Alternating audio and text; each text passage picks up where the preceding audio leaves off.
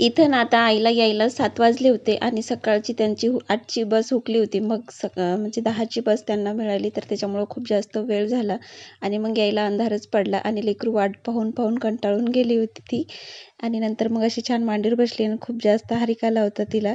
एकदमच जास्त हॅपी झाली होती ती. आणि आता इथं ना आई गावाकडून आल्या म्हणजे सर्वच काही आणलं होतं. शेतातला भाजीपाला, घरी गाय आहे आमच्या दुधाची, तर दही, तूप सर्व घरून घेऊन आल्या होत्या आणि लेकरू पण किती हॅपी झालं होतं.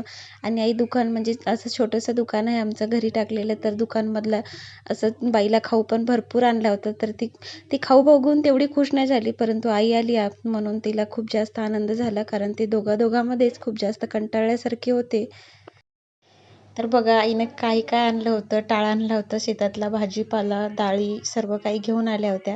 म्हणतात तसंच ना, ज्याची मैया त्यालाच येते. आपण किती काही म्हणलं ना तरी आपलेच असतात शेवटी. आणि घरून आल्यावर बघा असंच काहीन बाईन खूप सारं असते, छोटं मोठं बेसन काय, दही, तूप सर्व काही आणलं होतं आईने. याच्यात तूप आणलं होतं किती सारं.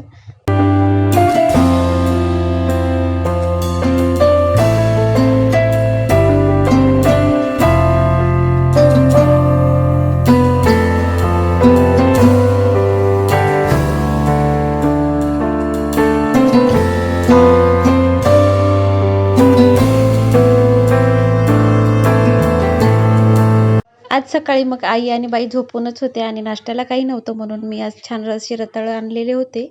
तेच उकळून छान असे त्याला साखर टाकून तेच नाश्ता केला सकाळी. आणि नंतर मग याने बाहेर गेले होते, बनाना वगैरे संपले होते माझे, तर ते आणले आणि नारळ आणले होते. आणि इकडं बघा किती छान वाटत आहे आता घरी. म्हणजे घरी असं बुजुर्ग कोणी असलं ना तर घराला घर पण वाटतं. आणि असं तर आम्ही एकटी आणि बाई स्कूलमध्ये असते आणि बाहेर असतात, म्हणजे घरात असं अजिबात करमत नाही. आणि आता बघा आई आल्या तरच मस्त बसले इथं आणि छान वाटत आहे, म्हणजे घर आहे म्हणून वाटत आहे. एरिया असं वाटते दार बंद आणि अजिबात करमत नाही घरी. आता इथं गॅस खाली घेतलेला आहे मी आणि स्वयंपाक करत करत गप्पाही छान चालल्या होत्या आमच्या. आणि नंतर मग जेवण वगैरे केले आणि मग यांनी टी व्ही बघत बसले होते, तर मी आईने बेसन आणलेलं डब्यामध्ये भरून घेतलं. तर चला इथंच एंड करते माझ्या छोट्याशा मिनी ब्लॉगला. कसा वाटला ते कमेंट्स करून नक्की सांगा आणि आवडला असेल तर नक्कीच लाईक शेअर सबस्क्राईब करायला विसरू नका. तर भेटू पुढच्या व्हिडिओमध्ये. बाय.